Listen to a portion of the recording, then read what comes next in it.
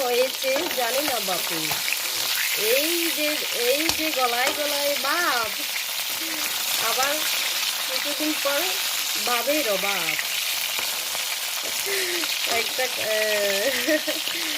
একটা আর কি ইয়েতে দেখলাম কি সুন্দর, এই যে গলায় গলায় বাপ, আবার ভাবের অভাব।